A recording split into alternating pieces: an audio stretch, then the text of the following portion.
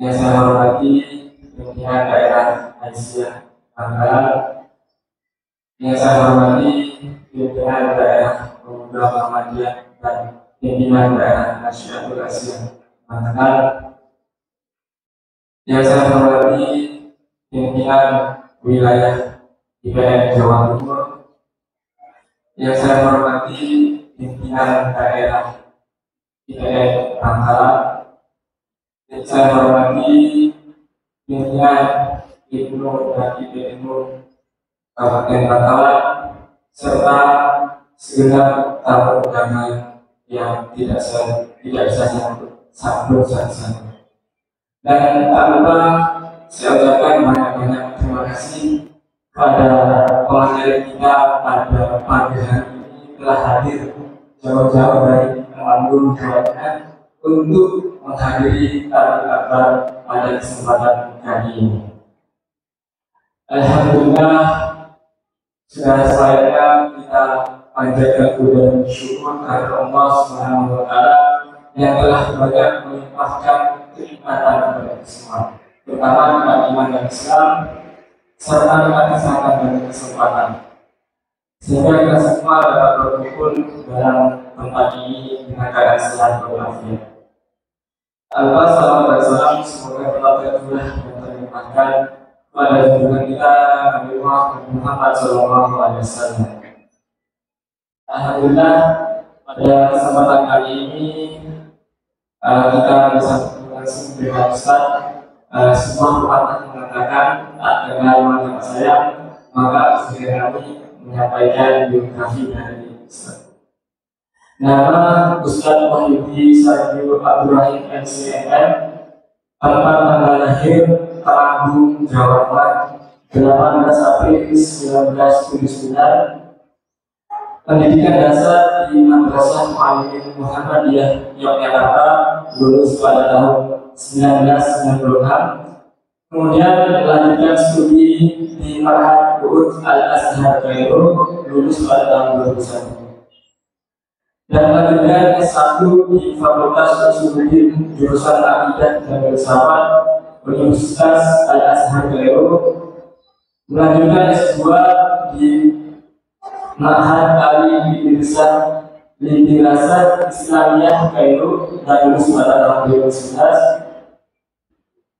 Beliau juga mengejar gelar magister di Ekonomi Syariah Universitas 11 Maret, lulus pada tahun 2014. Dan saat ini beliau melanjutkan pendidikan doktoral di American Open University Kairo, Mesir, jurusan Ekonomi Islam, sekaligus S3 di Universitas Gadjah Mada di jurusan Ekonomi Islam dan Industri Halal. Karya yang telah beliau ciptakan adalah yang pertama, ijtihad sistematik dalam usul fikih. Kemudian yang kedua, Islam menjawab, membuat beberapa persoalan fikih dan usul fikih 2 jilid. Kemudian ijtihad membuat jilid 3 jilid. Kemudian fikih praktis, Anda bertanya, Ustaz menjawab, ada 7 jilid. Kemudian bab fikih kebinekaan, itu adalah karya beliau. Kemudian jabatan yang pernah beliau emban, beliau pernah menjabat menjadi ketua PCI Mesir pada tahun 2008 sampai 2010, dan sekarang juga menjadi pengasuh pondok pesantren Al-Qur'an Temanggung, Jawa Tengah. Itu adalah sebuah biografi dari beliau. Alhamdulillah pada kesempatan kali ini kita bisa berjumpa langsung dengan Ustaz Wahyudi yang biasanya kalau teman-teman IPN Bangkalan ini sering menjumpai Ustaz Wahyudi di channel YouTube-nya Al-Fiqh TV. Video-video beliau sering di-share oleh Ustaz kami sehingga menjadi referensi bagi kita belajar. Alhamdulillah pada kesempatan kali ini dalam rangka resepsi IPN yang ke-62, maka pimpinan daerah Ikatan Pelajar Muhammadiyah Bangkalan mengadakan sebuah taklim akbar dengan tema purifikasi ideologi Muhammadiyah dan sekaligus membedah buku Ahlul Haq Sunnah.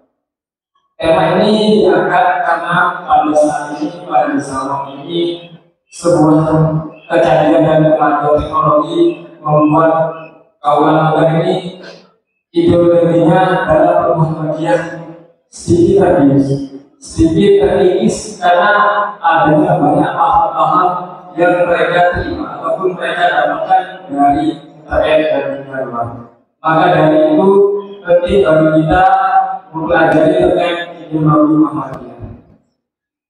Dan beliau juga sebagai penulis buku Al-Haq Sunnah, jadi buku beliau ini menjadi salah satu hal yang penting kita perhatikan karena isi dari buku ini merupakan hasil studi beliau bertahun-tahun dalam mempelajari Haqiqah Muhammadiyah di Bangka, dengan beliau juga mempelajari sebuah teks kitab-kitab Quran atau kitab-kitab klasik, di mana dari hasil pemikiran beliau, dari hasil apa yang telah beliau tuliskan, maka terciptalah sebuah buku. Supaya tidak panjang lebar, maka kepadanya beliau silahkan.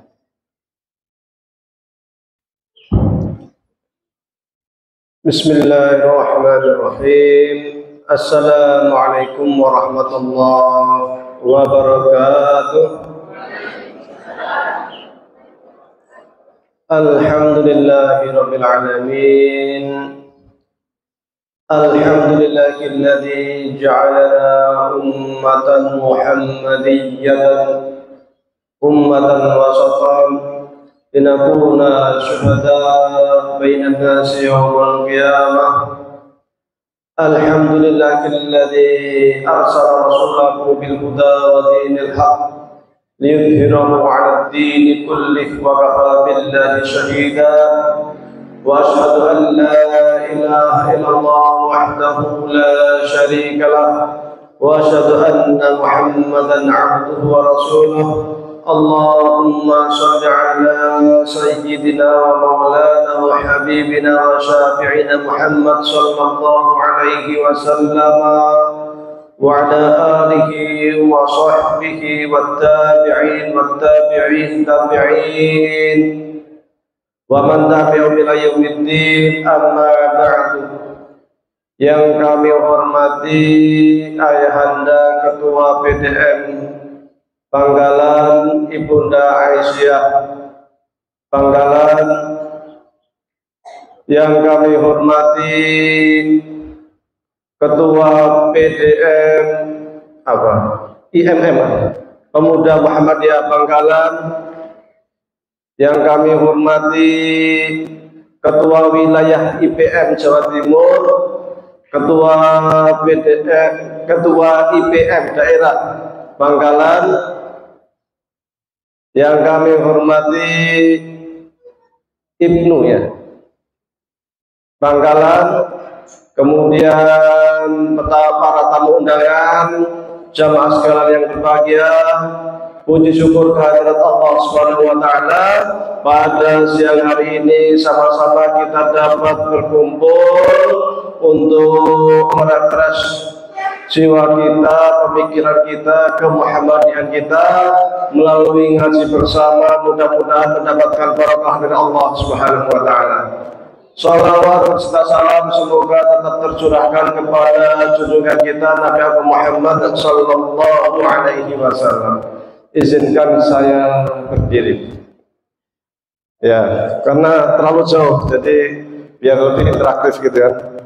Muhammad mungkin al-kutub bisa mudah-mudahan. Oh, cool. Baik. Jadi beberapa waktu lalu ini saya bawa oleh-oleh ini. Oleh-olehnya kitab semua. Nah, meskipun mungkin sebagian kalian belum tentu paham, tapi saya sengaja bawa untuk bisa diambil semua, sebagai apa, dokumentasi, sebagai karya ilmiah bahwa saya menulis buku itu tidak ngasal, ada tanggung jawab ilmiah. Saya bawakan buku-bukunya. Saya menulis buku judulnya Ahlul Haq wa Sunnah karena saya itu melihat begini, himpunan Tarjih Muhammadiyah itu kok nggak ada footnote ya? Ada yang punya HPT nggak? Di sini yang punya HPT angkat tangan. 1, 2, 3, 4, 5, 6, 7. Nggak nyampe sepertiga, nggak nyampe seperempat. Ya, jangan-jangan masih ada yang belum tahu HPT itu apa. Ya, HPT itu makanan apa ya? Kayak telepon atau kayak ikan. Jangan-jangan HPT itu seperti masakan warung Padang. Ini himpunan putusan tarjih. Anda tahu harganya berapa? 29.000. Kalau 29.000 itu kalau saya beli bakso dapat berapa mangkok? 2 mangkok. Lihat 2 mangkok kalau dia punya. Kalau Muhammadiyah harus punya ini. Harga 2 mangkok bakso. Habis ini langsung buka Shopee. Pesen himpunan putusan tarjih. Lah iya orang Muhammadiyah, bangga kita. Loh ini untuk sidang, Anda tahu, untuk membuat satu keputusan kunut subuh itu sahih, marjuh atau rajih, hanya memutuskan kunut subuh saja itu habis duit miliaran loh. Kok bisa? Musyawarah Nasional Tarjih di Aceh, diundang yang dari Irian Jaya, diundang dari Jawa Timur, diundang dari Madura, Indonesia ke Aceh semua, sewa hotel, makan, macam-macam, akomodasi, miliaran hanya untuk memutuskan kunut itu rajih apa marjo ya, sesuai dengan sunnah apa enggak ya, miliaran. Setelah diputuskan kalau kunut subuh menurut Muhammadiyah itu marjo, bukunya disimpan di pusat, toh di bawah nggak ada yang punya, nggak ada yang tahu. Kan saya. Jadi Muhammadiyah itu sesungguhnya ada 2, ada gedung fisik, tapi ada yang non fisik, ini ideologi pemikiran. Ini itu bagian, tidak semua ya. Ini bagian dari ideologi Muhammadiyah. Ya ini. Maka jamaah Muhammadiyah itu merujuknya kemana? Ke HPT, kemana? Produk tarjih. Masa orang Muhammadiyah fikirnya merujuknya ke Syekh Utsaimin, ke Syekh bin Bas, Abu Bakar Al-Jazairi. Emang kita nggak punya majelis tarjih Pak? Kita harus bangga. Oh sekali sidang miliaran, setelah itu rujukannya ke Saudi. Tauhidnya di sini di HPT sudah ada, yang dipakai usul salasa. Padahal di HPT sudah ada tauhid. Loh gimana? Apa kita nggak bangga dengan Muhammadiyah kita? Mestinya bangga. Lalu untuk apa muktamar, musyawarah nasional kalau sungguhnya nggak dipakai? Mending nggak usah muktamar, nggak usah musyawarah nasional. Duit miliaran buat bangun TPA, buat bangun sekolahan, kan gitu. Maka perlu untuk kemudian kita back kembali ke keputusan tarjih itu. Maka waktu itu saya juga buka-buka tarjih. Saya sampai punya beberapa tarjih. Saya kalau hilang keselip mana HPT ku 2-3 hari nggak ketemu, pesen ke Shopee. 3 hari ketemu. Makanya saya punya 4 HPT ini.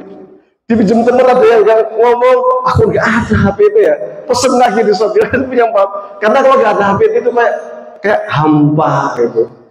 Harus bangga Muhammadiyah. Jangan kita punya produk tarjih, rujukannya ke Saudi. Aneh. Ya. Jadi kita balik ke ideologi Muhammadiyah. Kalau kita lihat HPT itu adalah himpunan. Tahu himpunan? Himpunan itu kumpulan tarjih. Tarjih itu sesuatu yang dikuatkan. Mulai nulis. Ini kalau dari sana kelihatan nggak? Kelihatan ya? Dalam persoalan fikih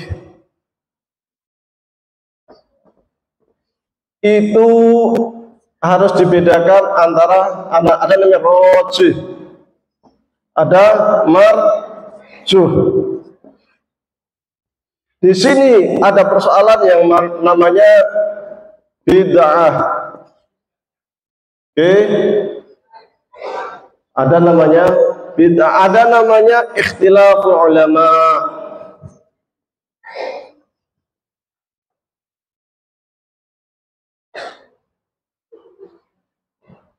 Rajih itu pendapat yang dikuatkan. Dikuatkan menurut siapa? Menurut orang yang menguatkan. Karena sesuatu menurut saya kuat, belum tentu menurut orang lain kuat. Sesuatu yang menurut saya lemah, belum tentu menurut orang lain lemah. Maka untuk sampai kepada proses rajih dan marjuh ini butuh yang namanya metodologi yang disebut dengan istilah usul fikih. Usul fikih ini, metodologi ini saya sampaikan tadi sesuai dengan kelompoknya atau orangnya. Maka di dalam Islam Sunni usul fikih itu banyak. Dulu ada 80 mazhab, berarti dulu ada 80-an usul fikih kan gitu. Tapi yang terbukukan sekarang itu 4 mazhab Sunni. Maka usul fikih itu aja macam-macam aslinya. Ada sini Hanafi, ada Maliki, ada Syafi'i, ada Hambali, atau Hanabilah. Hanabilah aja lah.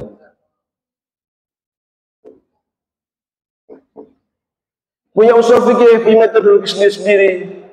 Muhammadiyah punya namanya manhaj tarjih Muhammadiyah. Ini itu apa?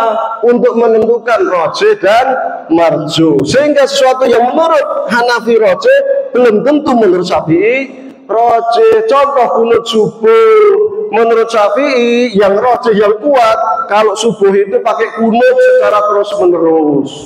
Kalau menurut Hanafi subuh itu nggak perlu pakai kunut karena Rasul mencontohkan kunut itu hanya kunut nazilah saja. Kunut ketika ada bencana yang menimpa umat Islam di mana gitu, di Kashmir, maka kita kunut, duhur kunut, asar kunut, maghrib kunut, isya kunut, subuh kunut, kunut mendoakan saudara kita yang di Kashmir yang sedang didolimi umpamanya.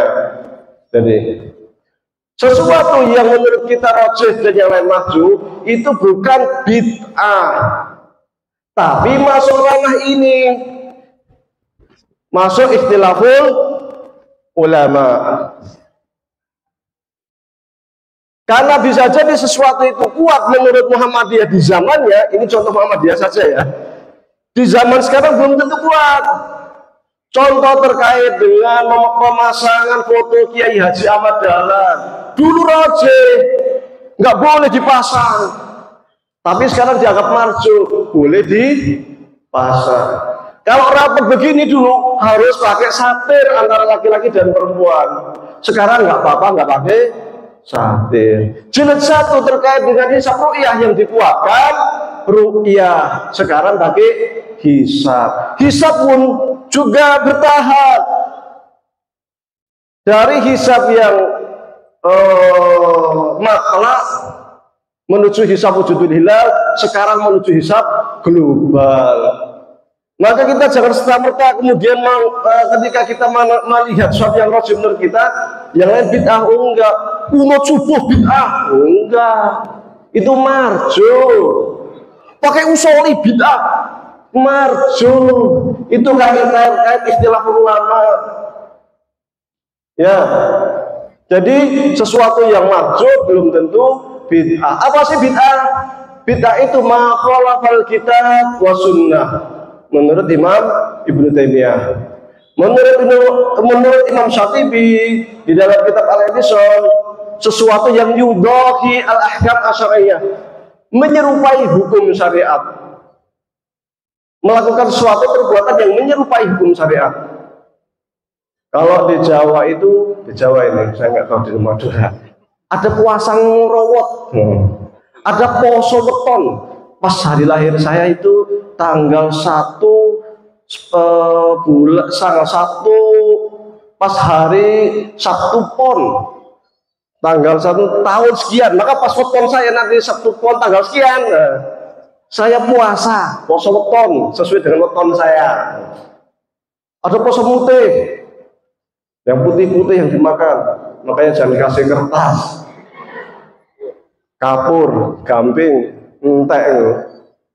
Nah itu yudhohi al-ahkam asyariyah, karena di dalam fikih itu sudah ada hukum puasa. Senin Kemis ada, pertengahan bulan Qamariyah ada, Ramadan jelas yang wajib, puasa Daud sudah ada. Ini masih membuat hukum baru, puasa baru yang menyerupai hukum syariat. Nah ini baru jelas, itu namanya bid'ah. Kalau sebagian ulama mendefinisikan maqalah kita wa sunnah al-khulafa ar-rasyidin wa tabi'in wa tabi'in. Sesuatu yang menyelisih Quran, sunnah, tabi'in dan juga tabi'in. Kok bisa tabi'in juga diikutkan? Berdasarkan hadis Rasulullah, khairul qurun qarni, tsumma ladina yalunahum. Sebagai masa itu masa saya, kemudian masa setelah saya tabi'in, dan masa setelah saya lagi tabi'in. Maka ketika ada fikih yang ada sandarannya pada abad pertama, kedua dan ketiga, tidak dianggap bid'ah. Itu masuk ranah ikhtilaful ulama. Tapi kalau nggak ada sandaran sama sekali, nggak ada di Quran, nggak ada di Sunnah, nggak ada di generasi salaf 300 tahun pertama, baru itu masuk ke sana. Itu pun sekiranya tidak ada cantolan sama sekali Quran, Sunnah ataupun apa. Kalau dalam metodologi state macam-macam sebenarnya, ada istisna masalah akwal sahih dan sebagainya. Rasul suka bersabda, alaikum bisunnati wa sunnati al-khulafa ar-rasyidin al-mahdin. Kalian berpegang teguhlah kepada sunnahku dan sunnah khulafa ar-rasyidin al-mahdin. Maka jangan kemudian mengatakan sholat kok tarawih itu rakaat bid'ah. Loh, ikut zaman Umar itu 2-3 rakaat, kamu mengatakan bid'ah Umar. Di Majmu' Fatawa dikatakan 3. Wah itu ada Jumat 2 kali. Rasul nggak pernah ada Jumat 2 kali. Loh, zaman Rasulullah itu ada Jumat 2 kali. Apa kita mengatakan Rasulullah? Enggak. Ini masuk ranah ikhtilaful ulama. Dan ada cantolan. Cuma kita mewajibkan kalau sholat tarawih setelah sholat itu panjang dari bahasanya. Karena nanti perbedaan sholat tarawih dengan sholat lain, dengan sholat tahajud dan sebagainya. Panjang bahasanya. Ini fikih. Nah, hal-hal yang berlaku di fikih seperti ini juga berlaku di dalam ilmu akidah. Dalam ilmu akidah.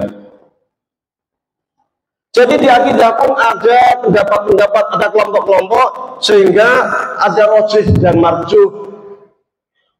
Kelompoknya apa aja di akidah? Ada di sini ahlu sunnah, ada syiah, ada khawarij, ada murji'ah. Syiah pun nanti ada syiah zaidiyah, ada syiah asyariyah dan lain sebagainya. Ini namanya mazhab akidah.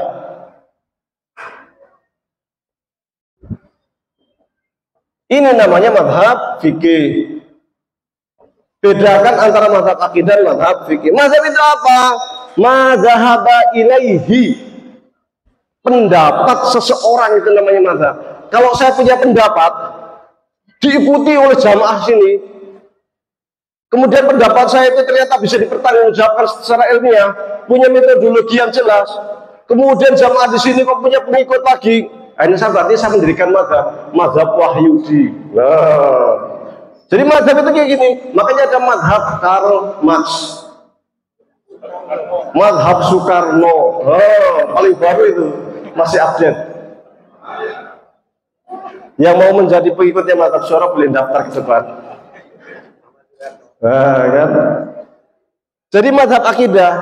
Nah, sekarang pertanyaannya, Muhammadiyah itu dari sisi akidah, nih, dari sisi akidah itu mazhabnya ikut ahlu sunnah, murji'ah, khawarij, atau syiah, atau mu'tazilah, ada lagi.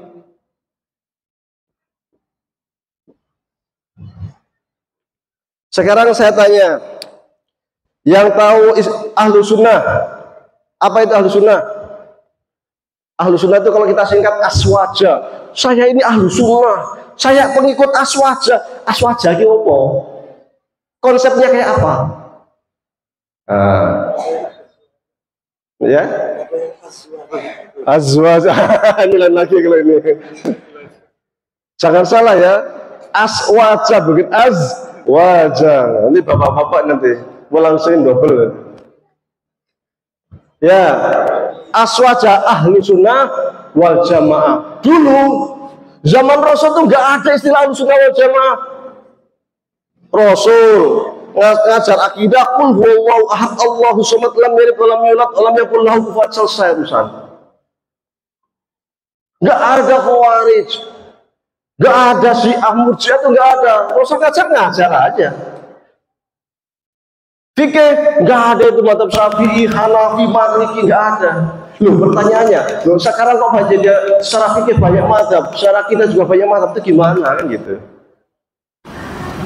Kita kebiasaan ke sini aja lah, yang akidah aja lah. Yang bikinnya kita pilih dulu. Kapan-kapan kalau diundang lagi. Ya, pikir.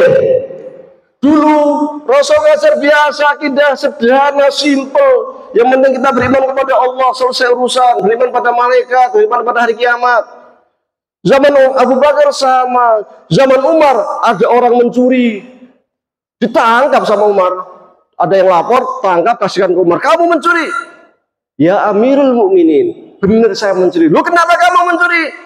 Saya ditakdirkan oleh Allah mencuri. Oh, marah Umar.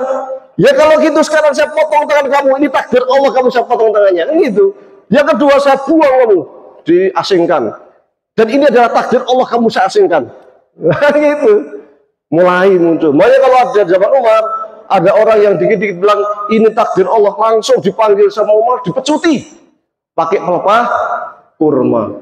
Oh, sampai berdarah-darah kepalanya. Itu zaman Umar, tegas. Orang nggak berani. Zaman Utsman ini menjadi khalifah itu cukup panjang. Kalau Abu Bakar 2 tahun, Umar 6 tahun, Umar 10 tahun. Umar ini 12 tahun. Utsman. Ya? Iya, Umar 10, Utsman 12 tahun. Jadi Umar 10, Utsman 12 tahun. 6 tahun normal. Enggak ada apa istilahnya? Enggak ada politiknya santai, aman. Nggak ada masalah. 6 tahun ke berikutnya mulai ada muncul ultra muncul fitnah. Fitnahnya dari siapa? Bukan dari kalangan sahabat, tapi orang-orang yang awal-awal masuk Islam, yang ada di Basrah, yang ada di Mesir. Bukan dari kalangan sahabat. Sahabat satu pun tidak ada yang menentang Utsman, nggak ada. Mereka yang ada di Mesir waktu itu, gubernur Mesir kan Amr bin As. Yang ada di Mesir pada protes, itu Utsman itu nggak adil itu. Masa gubernur Mesirnya dari keluarganya sendiri, di Syam keluarganya sendiri, itu di mana-mana keluarganya banyak yang jadi pejabat, itu KKN itu. Mulai muncul itu di Mesir, di Irak mulai muncul. Akhirnya kalau bulan haji mulai ada demo sedikit. Puncaknya tahun ke-12 itu kekhilafan Utsman, demo banyak. Minta apa? Utsman turun. Demo di Madinah. Yang bela Utsman siapa? Semua sahabat membela. Ali bin Abi Thalib itu pasang badan sampai mengatakan, wahai Amirul Mukminin, sekiranya engkau perintahkan kami untuk membabat habis mereka, saya babat habis. Tapi Utsman sabar, nggak usah, tenang aja, ini biarin aja. Mereka datang sampai ke rumah Utsman, akhirnya dialog, mereka bisa keluar dari Madinah. Setelah keluar Madinah, Ali dan lain sebagainya pulang, tiba-tiba mereka datang lagi, demonstran yang sangat banyak datang lagi, mengangsek ke rumahnya Utsman. Sahabat kaget. Tahu-tahu sudah ngerangkep ke rumah Utsman, nggak kayak zaman sekarang, khalifah, pemimpin, presiden punya istana negara, dikasih benteng. Zaman Utsman dulu cuma rumah biasa, istananya rumahnya sederhana. Amirul Mukminin rumahnya sederhana. Masuk ngerangsek, akhirnya dapat membunuh Utsman, ditikam. mulai ribut perpolitikan. Ketika Utsman ini dibunuh, para demonstran ini yang menguasai Madinah. Maka kemudian para demonstran itu ingin beberapa orang ditunjuk oleh demonstran untuk menjadi khalifah, nggak ada yang mau. Sahabat itu nggak ada yang mau jadi khalifah. Akhirnya para demonstran itu menyandera beberapa sahabat. Pokoknya saya kasih tenggang waktu 3 hari. Kalau tidak ada satupun yang mau menjadi khalifah, sahabat-sahabatnya akan kita binasakan. Karena sahabat para sahabat akhirnya rapat mengerucut ke Ali. Akhirnya Ali jadi dibaiat untuk apa?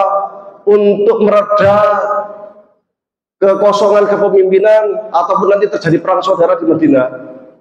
Akhirnya Ali naik menjadi khalifah.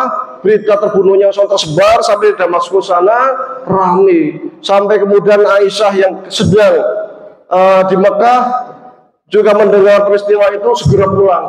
Tuntutan luar biasa, pokoknya harus diselesaikan siapa pembunuh Utsman. Rame.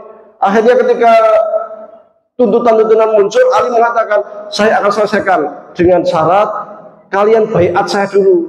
Yang kedua, kondisi biar agak stabil dulu. Nanti kita selesaikan bersama. Ini bukan masalah sepele, ini masalah besar. Ini yang membunuh Utsman ini bukan satu orang, ini demonstran. Bukan masalah sepele, ini ruwet gitu.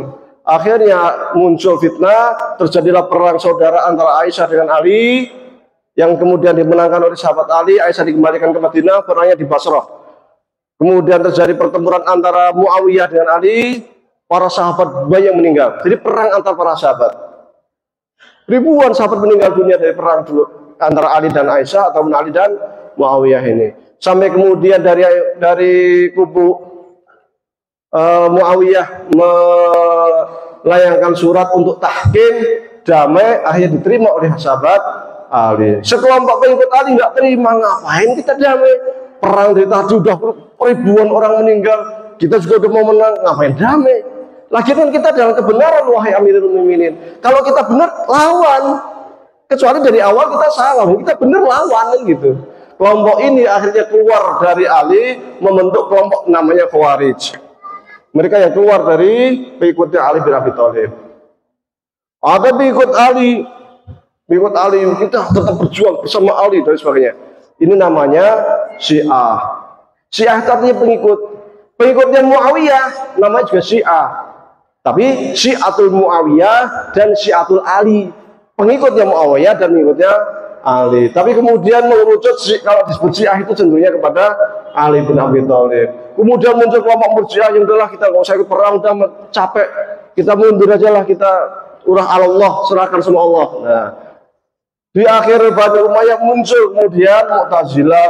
Mereka itu berasal dari kelompok intelektual yang ngaji bersama kiai namanya Hasan Al-Basri. Kemudian ada 2 murid yang bernama Wasil bin Atha dan Amr bin Ubaid. Wasil bin Atha tanya kepada gurunya, wahai kiai, ini para sahabat dulu pada perang, bunuh-bunuhan, mereka itu muslim atau kafir ya? Nah, ini soal jebakan ini, karena nanti akan ikut politik. Hasan Basri nggak mau ikut politik, nggak mau mengatakan kafir di muslim itu, dan nanti kalau mengatakan kubu Ali kafir, oh berarti dia ikut Muawiyah. Kalau dia mengatakan gitu, diem, nggak mau ikut politik. Akhirnya kemudian Wasil bin Atha berdiri, wahai kiai, mereka nggak muslim, nggak kafir, mereka itu mangzilah bainal mangzilatain. Keluar dari kelompoknya Hasan Basri, buat kajian sendiri, kelompok sendiri, sehingga Hasan Al-Basri mengatakan laqad i'tazalana man Wasil bin Atha, maka disebutlah Mu'tazilah. Nah, kelompok-kelompok ini murni kelompok politik aslinya, partai politik kalau zaman sekarang. Ini tuh ingin jadi khalifah dari kelompok Syiah. Pokoknya yang jadi khalifah itu paling berhak itu kelompoknya Ali dan keturunannya. Khawarij, siapapun berhak jadi khalifah, termasuk bukan orang Arab pun bisa. Ahlussunnah yang berhak jadi khalifah itu adalah mereka yang keturunan Quraisy. Tapi waktu itu Ahlussunnah belum muncul. Ini istilahnya munculnya agak belakang. Setelah ini nanti. Kemudian Murji'ah, udah kita nggak usah ikut politik. Kemudian Mu'tazilah, siapapun bisa menjadi khalifah dan sebagainya. Yang namanya politik sejak zaman dulu sampai zaman sekarang itu butuh legitimasi agama. Coba aja lihat sebentar lagi pemilu tahun 2024. Yang nggak jilbaban tak jamin do jilbaban kabeh. Ya enggak? Betul. Politik itu butuh legitimasi agama. Maka yang ini nih, yang aslinya politik murni, mulailah cari ayat-ayat Al-Quran. Nanti kalian lihat aja. Semua partai politik akan cari ayat Quran, akan cari hadis buat legitimasi politik biar menang pemilu tahun 2024. Politik kok. Politik identitas. Yang nggak identitas pun identitas. Nggak ada politik nggak identitas, hilang, nggak ada katanya. Akhirnya si cari hadis-hadis, Khawarij cari hadis-hadis, Mu'tazilah sama. Akhirnya muncul sebuah ideologi politik. Ideologi politik kemudian yang dibungkus dengan ideologi agama. Jadilah ideologi agama akhirnya. Kalau sekarang kita melihatnya seakan-akan kelompok-kelompok ini itu ideologi agama, padahal aslinya ideologi politik. Kalau kita ke Timur Tengah, ini masih ideologi politik, bukan ideologi agama. Kalau rebutan kekuasaan di Irak antara Sunni dan Syiah, politik apa agama? Politik. Yang terjadi di Yaman antara Syiah, Houthi dengan Zaidi, dengan apa itu? Politik atau agama? Politik. Intinya kan bagaimana saya memenang menjadi presiden menguasai negara, itu politik. Namun kalau di Indonesia nggak kentara, nggak kerasa, karena kita tidak di luar sejarah. Kita di luar sejarah munculnya ini di Timur Tengah masih. Jadi sampai istilahnya Abid Al-Jabiri itu, orang Arab itu masih mewarisi politik zaman Ali ratusan tahun lalu. Konflik antar mereka ini masih terwarisi hingga saat ini. Ya ini contoh Khawarij. Ada ISIS. ISIS itu Khawarij murni itu. Jamaah Islamiyah, Ansar Tauhid, apa semacam lah. Itu Khawarij murni. Dalilnya apa Khawarij? Wa man lam yahkum bima anzalallahu fa ulaika humul kafirun. Kafir kafir. Pokoknya yang tidak sesuai dengan ideologi dia kafir. Tauhid. Hormat bendera kafir, tauhid, ikut upacara tauhid. Wah, kabeh tauhid. Pemerintah karena nggak menerapkan hukum Islam tauhid, Pancasila tauhid. Nah ini Khawarij di sini. Khawarij. Zaman dulu, zaman sekarang juga ada kan. Nah ini. Jadi dalilnya wa man lam yahkum bima anzalallahu fa ulaika humul kafirun. Lah yang namanya ahli sunnah ini awalnya belum muncul. Dulu itu namanya ahlul hadis. Ahlul hadis, yaitu orang-orang yang konsisten dengan sunnah Rasulullah SAW. Pada masa Al-Ma'mun, Al-Mu'tasim, Al-Wathiq, 3 khalifah Abbasiyah menganut ideologi atau partai politik yang menguasai negeri Abbasiyah di 3 khalifah itu adalah Mu'tazilah. Partai politiknya. Nah, partai politik ini dia ingin legitimasi agama juga, ingin memberangus siapapun supaya tidak ada orang yang berada di kekuasaan. Kelompok lain yang tidak sesuai dengan partai politik sikap gitu. Maka dia punya cara yang sederhana tapi susah ditolak oleh orang yang selain Mu'tazilah. Apa itu? Quran itu makhluk bukan ya? Pokoknya kalau ada yang bilang Quran bukan makhluk, tangkap, pasti ini bukan Mu'tazilah, lempar penjara. Gitu modelnya. Tujuannya apa? Aslinya itu tujuan politik. Bersih-bersih di kabinet. Pokoknya yang mengatakan pilih Pancasila atau Islam. Apa bedanya? Kan? Jadi ini ingin bersih-bersih aslinya. Pokoknya yang tidak sesuai dengan ideologi politik Mu'tazilah, coret kan gitu. Di antaranya adalah Ahmad bin Hambal. Ditangkap. Ditanya Quran akhlak bukan? Quran kalamullah. Saya nggak tanya Quran kalamullah. Kalau Quran kalamullah semua sepakat. Quran makhluk bukan? Quran kalamullah. Saya sedikit tak tanya apa istilahnya itu, saya terangkan tentang Quran makhluk atau bukan. Makhluk itu apa? Makhluk itu satu selain Allah. Selain Allah namanya makhluk. Udara, hewan, manusia, alam raya. Selain Allah namanya makhluk. Yang kedua, sini makhluk dulu nggak ada, sekarang menjadi ada dan kelak akan tidak ada. Namanya imkanul wujud. Allah sendiri wajibul wujud, harus ada. Yang namanya Quran itu pakai bahasa apa? Bahasa Arab. Injil bahasa apa? Ibrani. Taurat bahasa Ibrani. Dulu sebelum ada manusia, kira-kira ada bahasa Arab nggak? Sebelum ada manusia, kira-kira ada bahasa Ibrani nggak? Nggak ada kan? Berarti Quran itu kan bahasa Arab. Loh, berarti dulu nggak ada. Berarti Quran makhluk. Menurut Mu'tazilah ini, kalau yang pernah belajar jurumiyah, al-kalamu wal lafdzul murakabu al-mufidu bil wad'i. Kalam itu murakab mufid bil wad'i. Wad itu apa? Diletakkan oleh manusia, makhluk. Nah, ini menurut pahamnya Mu'tazilah. Sementara menurut ahli sunnah atau ahli athar atau ahli hadis pada waktu itu enggak gitu. Quran itu kalamullah. Lafalnya memang iya, bahasanya memang iya, tapi substansi dari Al-Quran itu kalamullah. Dan dia sifatnya qadim. Kenapa qadim? Allah qadim. Maka semua sifat Allah harus qadim. Al-Quran itu kalamullah. Kalamullah itu sifat Allah. Maka karena sifat Allah itu qadim, kalamullah juga harus qadim. Belajar mantik. Kan gitu. Menurut Ahlussunnah. Tapi Ahmad bin Hanbal nggak mau terjebak.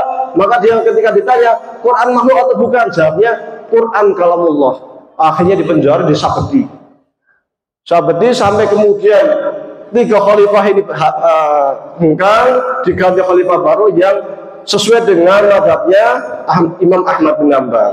Maka kemudian mulai dilepaskanlah Ahmad bin Hanbal. Di zamannya Ahmad bin Hanbal itu ada seorang yang bernama Ibnu Kulab.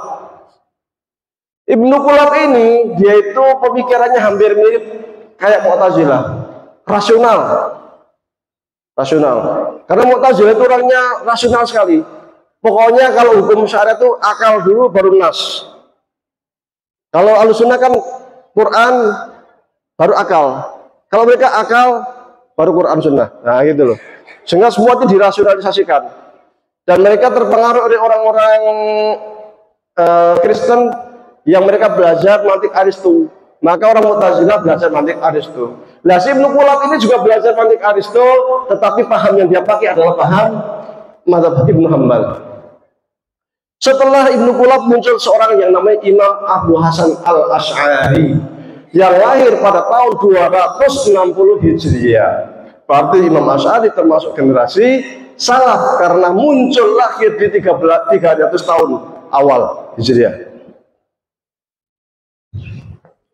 Imam Asy'ari ini dulu Mu'tazilah selama 40 tahun. Namun setelah 40 tahun kemudian dia kaji lagi, dia review lagi, teliti lagi, yang akhirnya berkesimpulan bahwa paham Mu'tazilah itu banyak kelemahan. Maka dia kemudian mengisolasi diri, uzlah selama beberapa waktu. Selama itu dia kaji paham Mu'tazilah yang selama ini dia ikuti. Kemudian setelah yakin bahwa paham Mu'tazilah itu lemah dan yang kuat itu adalah pahamnya ahlul hadis, maka dia langsung kemudian ke masjid, dia kumpulkan orang-orang, dia pakai jubah khas Mu'tazilah, kemudian dia umumkan, wahai orang yang ada di sini semua, siapa yang tidak tahu saya selama ini, saya kasih tahu, saya ini Wasil bin Atha, saya ini Mu'tazilah. Namun setelah saya review, saya teliti kajian yang Mu'tazilah, ternyata banyak yang menyimpang. Maka saya lepaskan paham Mu'tazilah seperti saya melepas jubah saya ini. Jubahnya dilepas, dilempar, kemudian dia mengatakan, saya mengikuti pahamnya Ahmad bin Hanbal. Maka Abu Hasan Asy'ari secara umum mengikuti pahamnya Ahmad bin Hanbal. Apa di antara pahamnya itu? Satu, tidak mengkafirkan sahabat. Loh itu Mu'tazilah, siapa namanya? Perperangan antara Ali dan Muawiyah. Terus nasibnya gimana? Serahkan sama Allah, itu bukan hal kita. Karena yang namanya sahabat menurut paham Ahlussunnah yang kedua itu udul. Apa itu udul? Semua dijamin masuk surga dan semuanya dapat dipercaya. Itu sahabat. Hadis Nabi mengatakan, ashabi kan nujum bi ayyihim maqtadaitum ihtadaitum. Sahabatku itu yang jumlahnya kisaran 124.000, semuanya itu dapat diteladani. Andai Anda mengambil salah seorang merem, ambil comot Ali bin Abi Thalib. Pasti ketika Anda membaca sejarahnya, akhlaknya, ibadahnya, pasti akan memberikan petunjuk bagi Anda. Merem, ambil Amr bin As, mesti baik. Ambil lagi siapapun sahabat pasti baik. Allah sendiri mengatakan, radhiyallahu anhum wa radu anhu. Allah ridho kepada para sahabat semuanya dan sahabat ridho dengan Allah. Jadi semua sahabat dijamin masuk surga oleh Allah. Maka udul, beda dengan Khawarij yang mengkafirkan sahabat, beda dengan Mu'tazilah yang mengkafirkan sahabat. Kita enggak. Beda dengan Syiah yang mengkafirkan sebagian sahabat dan sebagainya lah. Nah, kita enggak. Kemudian Al-Quran itu sudah lengkap, sudah syamil mutakamil, enggak ada kurangan. Karena Syiah mengatakan Quran sekarang ini sudah hilang separuh, separuhnya hilang. Yang ada sekarang ini kurang. Menurut Syiah, menurut kita enggak. Quran lengkap. Itu diantara poin-poin dari Ahlus Sunnah wal Jamaah. Poin detailnya ada di HPT. Poin detailnya dari sini muncul namanya mazhab Asy'ari. Nah, Imam Asy'ari menulis sebuah buku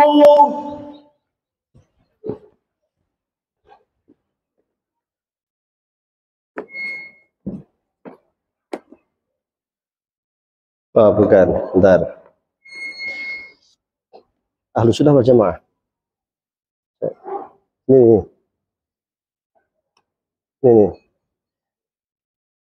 Usul Ahli Sunnah wal Jamaah. Apa nama bukunya? Usul Ahli Sunnah wal Jamaah. Kalau zaman sekarang kita terjemahkan cetak biru Ahlu Sunnah wal Jamaah. ADART Aswaja. Nah, ini bukunya.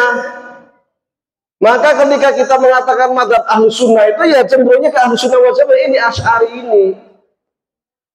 Beliau selain menulis buku ADART-nya Aswaja, menulis buku lain.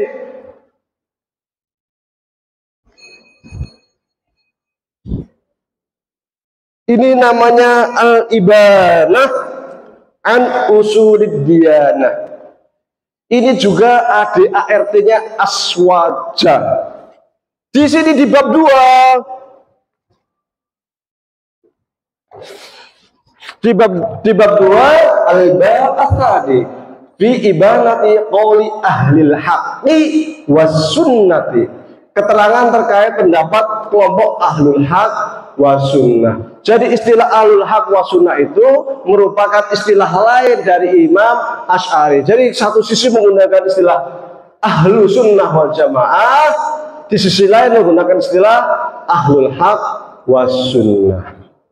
Nah, istilah ahlul haq was sunnah ini juga sering diikuti oleh kelompok-kelompok mazhab Asy'ari, termasuk juga Imam Al-Ghazali di dalam salah satu bukunya. Mudah-mudahan ke bawah. Oh, ini Al-Bidayah.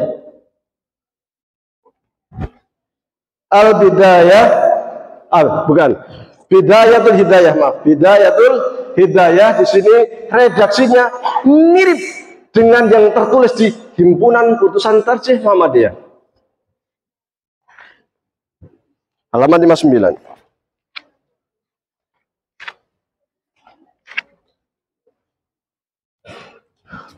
Faman i'taqada jami'a dzalika mukiran bihi kana min ahlil haqqi wa isabati sunnah wa faraqa rahdid dhalali wa khizbal bid'ati.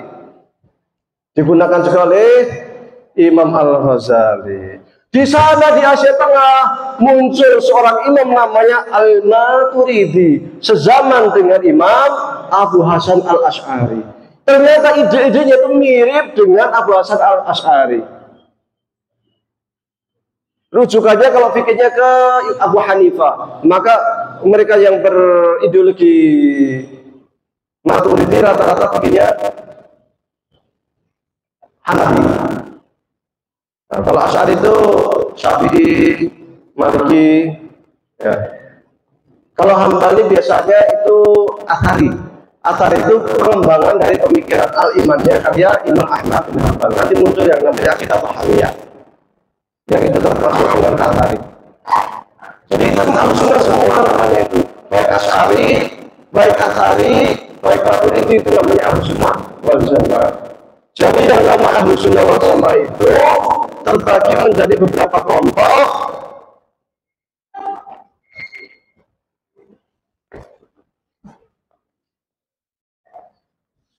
Nggak bisa dihapus.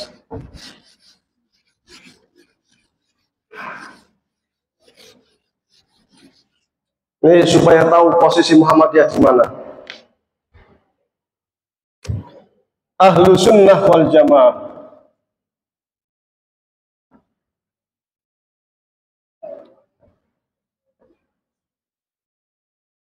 Asy'ari,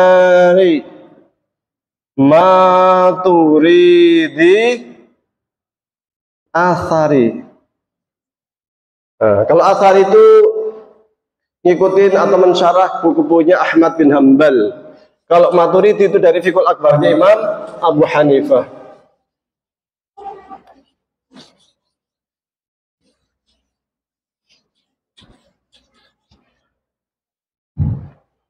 Asy'ari ini karena beliau ini juga pernah di Mu'tazilah selama 40 tahun, maka logika berpikirnya Mu'tazilah termasuk logika Aris itu dikuasai. Nah, nih. Kemudian pada abad ke-7 Hijriah tahun 600 sekian muncul namanya Imam Ibnu Taimiyah. Kalau kita bandingkan antara ini dengan ini, itu ternyata punya banyak perbedaan. Di antaranya terkait dengan pembagian tauhid, tauhid halat aksam, rububiyah, uluhiyah, asma dan sifat. Kalau di sini nggak ada. Di HP itu nggak ada, di HP itu buka HP itu. Di HP itu tertulisnya al-ahadu fi uluhiyatihi wa sifati wa asma'ihi. Satu dalam apa? Al-ahadu fi uluhiyahnya, asma dan sifat, satu kesatuan. Jadi kita berbeda dengan ini. Ini ada at-tauhid talata aksam. Sini enggak. At-tauhid wahid. La yatajazza. Implikasinya apa? Orang-orang musyrik Mekah seperti Abu Lahab, Abu Jahal, menurut mazhab Asy'ari, Maturidi, Athari, ya kafir, ya musyrik. Karena nggak bisa dipotong-potong. Kalau menurut Ibnu Taimiyah, dia musyrik dari sisi uluhiyah, tapi rububiyahnya beriman. Piye? Angel. Susah, satu dikatakan muslim, kok satu dikatakan musyrik piye? Nah ini kita berbeda. Ini detailnya bisa saya detailkan, kalau tapi waktunya kayaknya nggak mungkin kan. Kemudian perbedaan lagi terkait dengan pandangan alam. Kalau bagi kita, alam itu sifatnya hadis. Hadis itu apa? Ciptaan. Kalau menurut Ibnu Taimiyah, alam itu hadis wa qadim. Qadimun, qadim ya. Satu sih alam ini detail-detailnya nggak usah saya terangkan, nanti pusing. Kemudian terkait hadis dalam akidah, mereka ini di sini menggunakan hadis ahad dalam akidah itu boleh. Hadis ahad hujjah fil aqidah. Kalau di sini hanya hadis mutawatir. Ini al-alam qadim. Di sini hadis ahad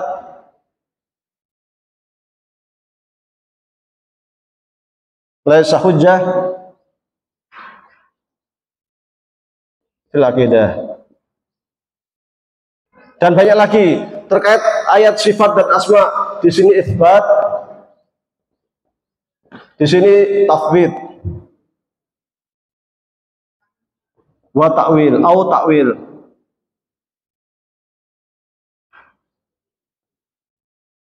Nah, jadi beda. Tahun 1700-an sekian muncul ulama yang bernama Syekh Muhammad bin Abdul Wahab. Secara akidah merujuk ke sini.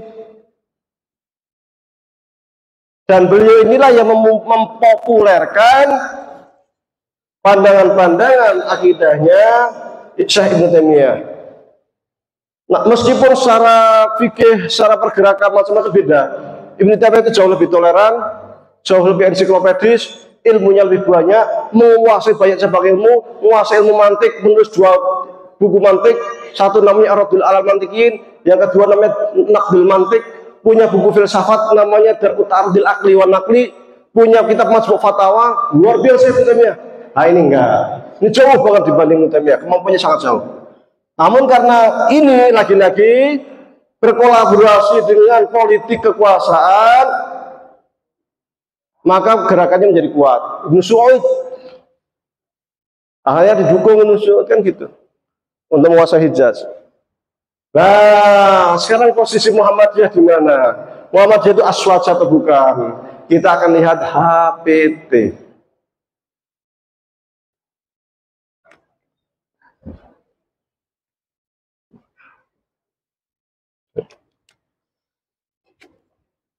Ini saya kumpulkan buku-buku Syekh Muhammad bin Abdul Wahab. Ini ada Syarhu Usul Salasah. Ini ada Syarah Risalatud Dalail. Semua karya Syekh Muhammad bin Abdul Wahab. Ada Al-Masail allati khalafa fiha Rasulullah sallallahu alaihi wasallam al-Jaliyah. Ada Kasyfus Syubhat, ada Kitab Tauhid. Jadi saya koleksi nih bukunya Syekh Muhammad bin Abdul Wahab. Ini karya Imam Asy'ari, ada Maqalatul Islamin, apa dan macam-macam. Ketika saya cek HPT, ternyata apa? Di HPT ini nggak ada rujukan, nggak ada footnote, tapi semuanya ternyata ke sini. Tidak ada ke sini pendapatnya, di situ nggak ada. Terkait alam raya mengatakan qadim. Nah, ini coba ya, tak bacakan dulu dah. Amma ba'du fa innal firqatan najiyah minas salaf. Oke, sebentar. Di sini disebutkan fa innal firqatan najiyah minas salaf. Hati-hati kata-kata minas salaf. Minas salaf di sini min itu litabyin, bukan khobar. Bukan fa innal firqatan najiyah salafiyun. Ada itu khobar, berarti Muhammadiyah nanti salafi. Tapi di sini enggak. Kalau ada yang mengatakan ini khobar, sinau alfiyah sih. Sinau jangan alfiyah kaboten. Jurumiyah sih. Ya, mengerti posisi ikrab. Amma ba'du fa innal firqatan najiyah minas salaf litabyin. Dari golongan salaf. Golongan salaf itu tadi saya sampaikan golongan Rasul dan sahabat, tabi'in dan tabi'in. Itu namanya golongan salaf. Kita nyebutnya dan istilah salaf soleh. Karena ada salaf yang enggak soleh. Siapa itu? Khawarij, salaf loh. Mau muncul di zaman Ali. Syiah, salaf. Karena muncul di zaman Ali. Mu'tazilah, salaf. Muncul di abad ke-1 Hijriah. Zaman tabi'in ya. Tapi mereka enggak soleh. Maka kemudian Ahlussunnah menggunakan istilah salaf soleh untuk menyebutkan kelompok mereka, yaitu generasi salaf ini. Maka di sini dikatakan asmu al-i'tiqad bi anal alam kullahu hadisun. Alam raya hadis. Bukan qadim. Ini alam raya hadis nih, mohon maaf nih salah ini. Jadi alam raya hadis menurut siapa? Sini. Kalau sini alam raya itu hadis dan qadim ya. Hadisun min hasanau qadimun min hatul jinsi. Bisa dicek di Majmu' Fatawa. Wawai alam qabil lil fana wa alam pakai nadhor. Kalau di sini kita pakai nadhor istilahnya. Sini tuh ngomongin kritik nadhor. Bisa dicek kita Majmu' Fatawa. Itu kritikan terhadap mazhab nadhor luar biasa. Kalau gini pakai nadhor, Muhammadiyah pakai nadhor. Mereka pakai namanya fitrah. Enggak usah tak terangkan Muhammad. Walimadil wajibun syar'an. Wajibun syar'an di sini enggak ngakui kata wajibun syar'an. Sini kita pakai wajibun syar'an, sama persis. Pokoknya kalau kita baca yang di sini, itu plek yang di sini dan berbeda dengan yang di sini. Kemudian kita cek istilah alul haq wa sunnah. Hadhihi hiya usulul aqwaid as-shahihah. Ini redaksinya mirip dengan yang disampaikan oleh Imam Ghazali. Warada bil Qur'an wa sunnah wa syahida bil athar al-mutawatirah. Faman i'taqada jami'a dzalika mungkinan bi karena min ahlil haqqi wa sunnah. Coba Anda cari istilah al-haq wa sunnah di buku-bukunya Syekh Muhammad bin Abdul Wahab. Enggak akan ketemu, enggak ada. Atau cari istilah al-haq wa sunnah di buku-bukunya Ibnu Taimiyah. Yang ada di kitab-kitabnya mazhab Asy'ari. Itu dari istilah saja. Maka Muhammadiyah jelas aswaja, Ahlus Sunnah wal Jamaah dan bukan ini. Kita cek ulama kita dulu, generasi awal Muhammadiyah pakai apa?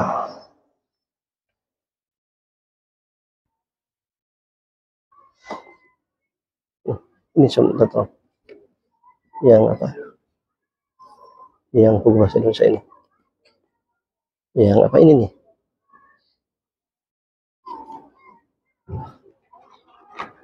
Ada satu lagi yang kayak gini, coba carikan ya. Satu kayak gini, lembaran dia. Kayak gini, ya warnanya persis kayak gini. Kayak gini, persis kayak gini. Ini ada Muhammadiyah Ahlus Sunnah wal Jamaah. Ini karya siapa? Jarnawi Hadikusumo. Nah, ini ada satu lagi. Nah, ini yang lebih kuat lah.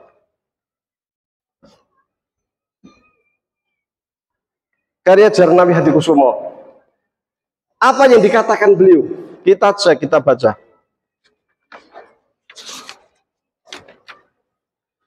Demikianlah dengan wajar dan apa adanya, tidak berlebihan sedikit pun.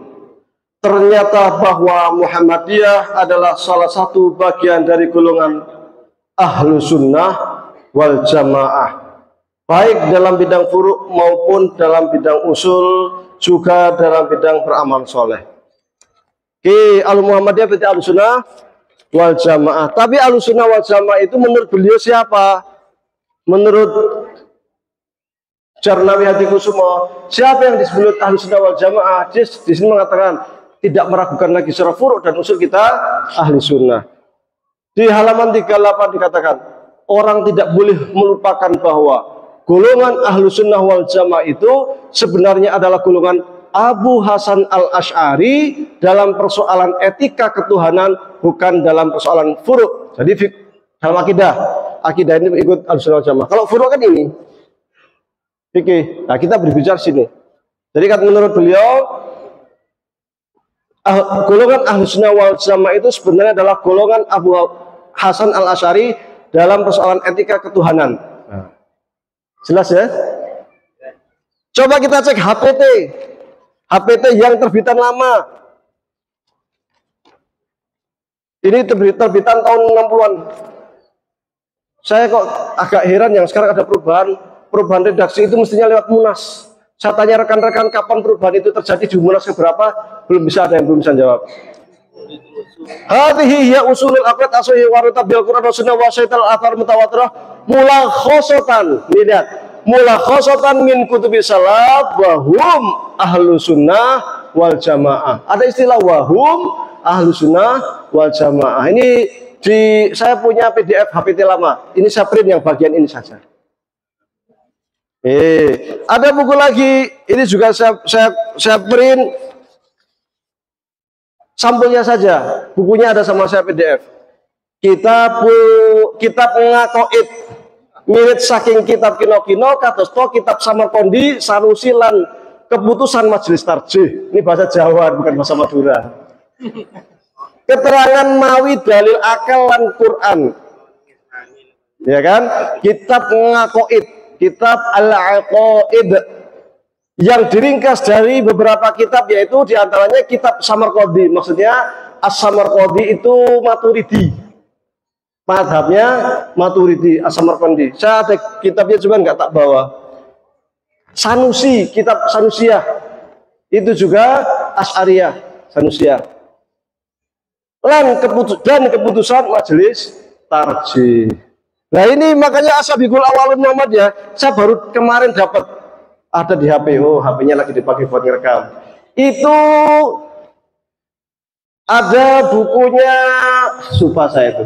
Itu fikihnya malah pakai takrib. Syekh Azhar Bashir, pimpinan pusat Muhammadiyah.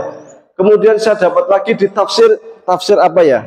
Tafsir Juz Amma yang putusan dari Produk Tarjih juga tahun 40-an atau berapa. Itu juga pakai takwil atau takwil malah. Itu. Dan banyak lagi.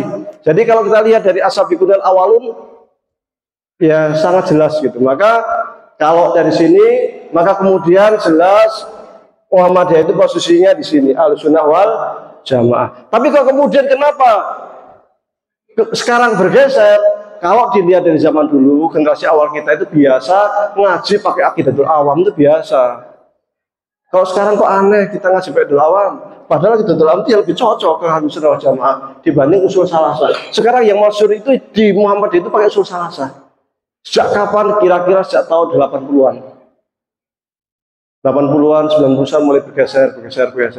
Kalau dulu enggak. Maka ketika Anda baca bukunya Buya Hamka, judulnya itu Pelajaran Akidah, ada 3 jilid. Itu Asy'ari sekali. Itu yang sesuai dengan HPT. Bagaimana dengan fatwa tarjih? Mestinya fatwa itu tidak boleh menyalahi ini.